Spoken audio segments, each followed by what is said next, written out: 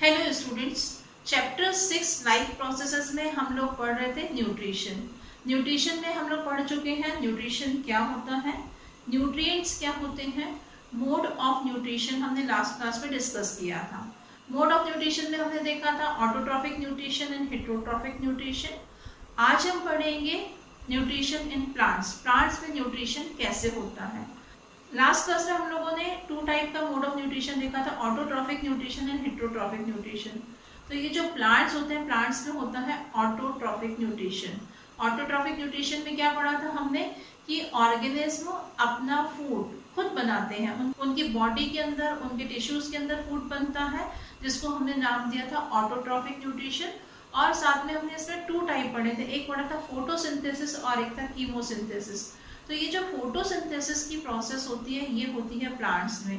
Plants अपना food कैसे बनाते हैं, प्लांट्स में न्यूट्रिशन होता है, या प्लांट्स में जो फूड बनता है वो बनता है by the process of photosynthesis. Photosynthesis क्या है? फोटो मीन्स होता है लाइट और सिंथेसिस मीन्स होता है फॉर्मेशन करना या बनाना। तो प्लांट्स जो रहते हैं वो अपना फूड सनलाइट की प्रेजेंस में बनाते हैं, इसीलिए इस प्रोसेस को नाम दिया गया है फोटोसिंथेसिस। ये जो एनर्जी यूज करते हैं फूड बनाने के लिए, वो एनर्जी इनको कहाँ से मिलती है? सन से मिलती है। तो फोटोसिंथेसिस क्या है? फोटोसिंथेसिस वो प्रोसेस है जिसमें प्लांट्स कार्बन डाइऑक्साइड और वाटर का यूज करते हैं सोलर एनर्जी की हेल्प से। जो क्लोरोफिल कंटेनिंग सेल्स होती हैं, जिन सेल्स में क्लोरोफिल प्रेजेंट होता है, वो सेल क्या करती हैं? अपना फूड बनाती है। इस प्रोसेस को हम बोलते हैं फोटोसिंथेसिस। इस प्रोसेस में ऑक्सीजन गैस जो होती है वो बाय प्रोडक्ट के फॉर्म में रिलीज होती है, और ये जो फूड बनता है ये सिंपल ऑर्गेनिक सब्सटेंस के फॉर्म में फूड बनता है। सिंपल शुगर होती है, सिंपल कार्बोहाइड्रेट, या हम बोल सकते हैं कि सिंपल ग्लूकोज होता है। और दूसरे ऑर्गेनिक सब्सटेंसेस प्लांट के अंदर इसी ऑर्गेनिक सब्सटेंस से बनते हैं, इस ऑर्गेनिक सब्सटेंस के मिलने से बनते हैं। और इसमें जो स्टार्च प्रेजेंट होता है, जब ग्लूकोज इसके अंदर स्टोर हो जाता है तो ये फॉर्मेशन करता है किसका? स्टार्च का फॉर्मेशन करता है। तो प्लांट्स में कौन सी प्रोसेस से फूड बन रहा है? प्लांट में फूड बनता है by the process of photosynthesis. तो क्या है ये? It is a biochemical process of manufacture of organic food from carbon dioxide and water with the help of solar energy inside chlorophyll containing cells. Oxygen is liberated. Simple carbohydrate or sugar is main product from which other organic substances are formed. Excess of glucose is stored as a starch. Simple definition है कि plants क्या कर रहे हैं? Carbon dioxide का, water का use कर रहे हैं सोलर एनर्जी की हेल्प से। क्लोरोफिल कंटेनिंग सेल्स के अंदर ये प्रोसेस चल रही है, इसमें ऑक्सीजन गैस लिबरेट होती है, और यहाँ पर जो फूड बनता है वो किस फॉर्म में बन रहा है? सिंपल कार्बोहाइड्रेट के फॉर्म में यहाँ पर फूड बनता है, और जो कन्वर्ट होता है दूसरे ऑर्गेनिक सब्सटेंसेस में। और ग्लूकोज जो रहता है, एक्सेस ग्लूकोज जो होता है, एक्सेस में जब ग्लूकोज होगा तो वो स्टोर होता है किसमें? स्टार्च के फॉर्म में वो स्टोर हो जाता है। इसकी इक्वेशन हम देखते हैं। प्लांट्स क्या कर रहे हैं? कार्बन डाइऑक्साइड गैस का यूज करते हैं, वाटर का यूज करते हैं।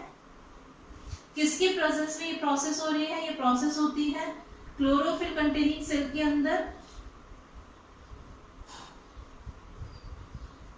किसकी प्रेजेंस में? सोलर एनर्जी की प्रेजेंस में या सनलाइट की प्रेजेंस में।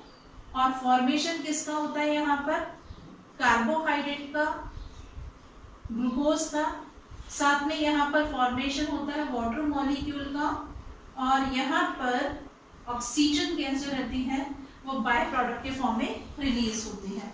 तो ये इक्वेशन होती है फोटोसिंथेसिस की।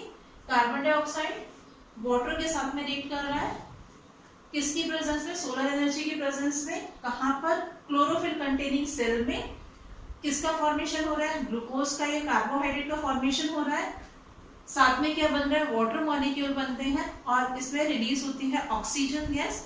आपको मालूम है प्लांट्स जो रहते हैं वो क्या करते हैं? ऑक्सीजन को प्रोड्यूस करते हैं। तो ये प्रोसेस होती है फोटोसिंथेसिस, जिसकी हेल्प से प्लांट्स क्या करते हैं? अपना फूड बनाते हैं। अब हम देखते हैं कि जो फोटोसिंथेसिस की प्रोसेस होती है, इसमें कौन कौन से मेजर इवेंट्स होते हैं, किन किन स्टेप में ये फोटोसिंथेसिस की प्रोसेस होती है।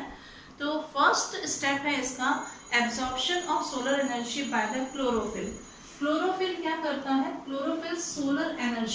एब्जॉर्ब करता है। सेकेंड स्टेप है conversion of solar energy into chemical energy as well as its utilisation in splitting water into hydrogen and oxygen.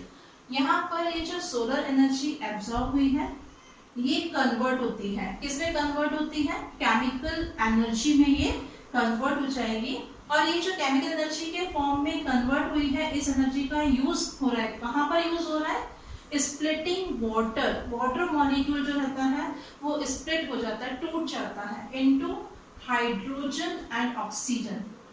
Water molecule split होकर के क्या बना रहा है? Hydrogen and oxygen. एनर्जी जो है वो क्या करती है? वाटर मॉलिक्यूल को एनर्जी क्या कर रही है? तोड़ देती है किसमें? हाइड्रोजन एंड ऑक्सीजन में, यानी कि हाइड्रोजन और ऑक्सीजन में ये स्प्लिट कर रही है वाटर मॉलिक्यूल को। थर्ड स्टेप है reduction of CO2 to form carbohydrate and other components of organic food. Plants ने जो कार्बन डाइऑक्साइड गैस एब्सॉर्ब की थी, इस कार्बन डाइऑक्साइड गैस का क्या हो जाता है? रिडक्शन होता है। और ये रिडक्शन होने के बाद में किसका फॉर्मेशन होता है? कार्बोहाइड्रेट का फॉर्मेशन होता है, या ऑर्गेनिक फूड के जो दूसरे कंपोनेंट होते हैं इसका फॉर्मेशन होता है। तो कैसे हो रही है ये प्रोसेस? सबसे पहले क्लोरोफिल जो है वो क्या कर रहा है? सोलर एनर्जी को एब्जॉर्ब करता है। सोलर एनर्जी जो है वो कन्वर्ट होती है किसमें? केमिकल एनर्जी में। केमिकल एनर्जी क्या करती है? केमिकल एनर्जी जो है वो वाटर मॉलिक्यूल को स्प्लिट कर रही है हाइड्रोजन एंड ऑक्सीजन में। ऑक्सीजन आपको मालूम है कि ये एटमॉस्फेयर में बाई प्रोडक्ट के फॉर्म में रिलीज होती है। मालूम है आपको कि फोटोसिंथेसिस की प्रोसेस में प्लांट्स क्या करते हैं? ऑक्सीजन गैस को प्रोड्यूस करते हैं, रिलीज करते हैं। तो इस तरह से ग्रीन प्लांट्स के अंदर फोटोसिंथेसिस की प्रोसेस होती है। और डेजर्ट प्लांट में क्या होता है? डेजर्ट प्लांट में स्टोमेटा नाइट में ओपन होते हैं। उस टाइम ये desert plant carbon dioxide gas को एब्जॉर्ब करते हैं, ऑर्गेनिक एसिड के फॉर्म में रहता है ये कार्बन डाइऑक्साइड इनके पास में। और दिन के टाइम जब सनलाइट की प्रेजेंस में ये क्या करते हैं? जिस टाइम स्टोमेटा क्लोज होते हैं उस टाइम यहाँ पर कार्बन डाइऑक्साइड गैस का रिडक्शन होता है और फॉर्मेशन होता है फूड का। तो ये मेन इवेंट्स होते हैं इसके फोटोसिंथेसिस प्रोसेस के। इवेंट्स ऑफ फोटोसिंथेसिस के बाद में अब हम देखते हैं कि जो फोटोसिंथेसिस की प्रोसेस होती है उसके लिए बेसिक रिक्वायरमेंट्स क्या है। ऑलरेडी हम बात कर चुके हैं। क्लोरोफिल फोटोसिंथेसिस की प्रोसेस के लिए चाहिए, वाटर की जरूरत रहती है, कार्बन डाइऑक्साइड गैस की जरूरत रहती है, और साथ में सनलाइट की, सन एनर्जी की जरूरत रहती है। तो जो बेसिक रिक्वायरमेंट्स हैं या रॉ मटेरियल हम बोल सकते हैं फोटोसिंथेसिस के लिए, वो क्या क्या चाहिए? Chlorophyll, carbon dioxide, water and sunlight. अब हम सबसे पहले देखते हैं क्लोरोफिल को। क्लोरोफिल कहाँ पर मिलता है? क्लोरोफिल आपको मालूम है कि जो ग्रीन प्लांट्स रहते हैं उनकी लीव्स में हमको क्लोरोफिल मिलता है। और जब प्लांट्स बहुत छोटे होते हैं, जब उनमें लीव्स नहीं होती, जब वो जर्मिनेट होना शुरू होते हैं, तब उनका स्टेम जो रहता है वो ग्रीन होता है और उसमें जो प्रेजेंट होता है क्लोरोफिल, वो करता है फोटोसिंथेसिस की प्रोसेस को। तो क्लोरोफिल जो है वो प्लांट्स में कहाँ पर है? मेनली लीफ में होता है। हम देखेंगे लीफ का स्ट्रक्चर, ये लीफ का क्रॉस सेक्शन है। लीफ में किस जगह पर होता है? लीफ के स्ट्रक्चर में हम देखेंगे कि इसमें 2 लेयर्स होती हैं। एक लेयर जो होती है उसको हम बोलते हैं अपर एपिडर्मिस, जो ऊपर की तरफ रहती है लेयर, उसका नाम होता है अपर एपिडर्मिस। और लोअर साइड में जो एपिडर्मिस होती है उसको हम बोलते हैं लोअर एपिडर्मिस। इसके ऊपर एक क्यूटिकल की लेयर होती है, वैक्सी क्यूटिकल रहता है ये। इसके बीच का जो टिश्यू है, अपर एपिडर्मिस और लोअर एपिडर्मिस के बीच में ये जो टिश्यू दिख रहा है आपको, ये टिश्यू होता है मीसोफिल सेल्स होती है। इसको हम बोलते हैं मीसोफिल टिश्यू बोलते हैं। ठीक है, ये होता है मीसोफिल। मीसोफिल 2 टाइप की सेल्स से मिलकर के बनता है। एक होती है पैलिसेड सेल्स और एक होती है स्पॉन्जी पैरेन्काइमा। पैलिसेड सेल्स जो रहती है वो कैसी है? पॉलीमिनल शेप की होती है। और ये पैलिसेड सेल के नीचे जो सेल है, मीसोफिल सेल जो है, वो है स्पॉन्जी पैरेन्काइमा। इसके बीच में स्पेसेस बहुत रहते हैं, एयर स्पेसेस रहते हैं, इसलिए इसको हम बोलते हैं स्पॉन्जी पैरेन्काइमा। तो यहाँ पर ये जो पैलिसेड सेल्स रहती हैं और स्पॉन्जी पैरेन्काइमा जो रहते हैं, इन सेल में प्रेजेंट होता है एक सेल ऑर्गेनल जिसको हम बोलते हैं क्लोरोप्लास्ट। जैसे न्यूक्लियस एक सेल ऑर्गेनल्स है या माइटोकॉन्ड्रिया एक सेल ऑर्गेनल है, उसी तरह से एक सेल ऑर्गेनल प्रेजेंट होता है जिसका नाम होता है क्लोरोप्लास्ट। ये हमने लास्ट ईयर 9th क्लास में पढ़ा था, प्लास्टिड्स प्रेजेंट होते हैं। क्लोरोप्लास्ट क्या है? प्लास्टिड का ये एक टाइप होता है, ये एक सेल ऑर्गेनल्स है। और ये कहाँ पर मिलेगा हमको? पैलिसेड सेल्स और स्पॉन्जी पैरेन्काइमा के अंदर मिलता है। एपिडर्मिस, अपर एपिडर्मिस और लोअर एपिडर्मिस में ये क्लोरोप्लास्ट नहीं होता है। यहाँ पर ये जो टाइनी ओपनिंग्स होती हैं जिनको हम क्या बोलते हैं, गार्ड सेल बोलते हैं, गार्ड सेल में भी क्या मिलेगा, क्लोरोप्लास्ट होता है, लेकिन अपर एपिडर्मिस और लोअर एपिडर्मिस में ये क्लोरोप्लास्ट नहीं होता है। जो लीफ के अंदर मेसोफिल सेल्स होती हैं उनमें मिलता है क्लोरोप्लास्ट। तो क्लोरोप्लास्ट का स्ट्रक्चर हम देखते हैं। Leaves have specialized structures called chloroplasts that are responsible for photosynthesis. A chloroplast is a photosynthetic organelle found in a plant cell. It has a biconvex shape that contains the pigment chlorophyll. Chlorophyll is the molecule responsible for trapping light energy so that it may be converted into carbohydrates. Let us now examine the various parts of the chloroplast. The chloroplast is surrounded by a double membrane, an outer, more permeable membrane, and an inner, less permeable membrane. Inside the inner membrane, sac-like structures which contain the chlorophyll molecules are stacked together to form membranous networks called grana. Each individual flattened, closed vesicle in a grana is known as a thylakoid.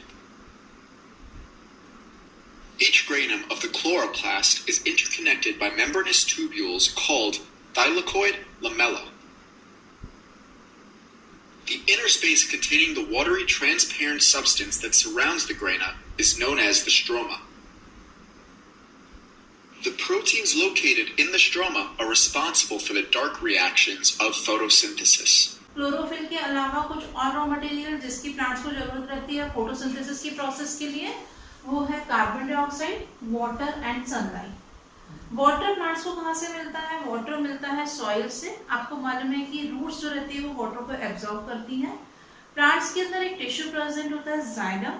ये xylem क्या करता है? Water को transport करता है roots to different part of plant.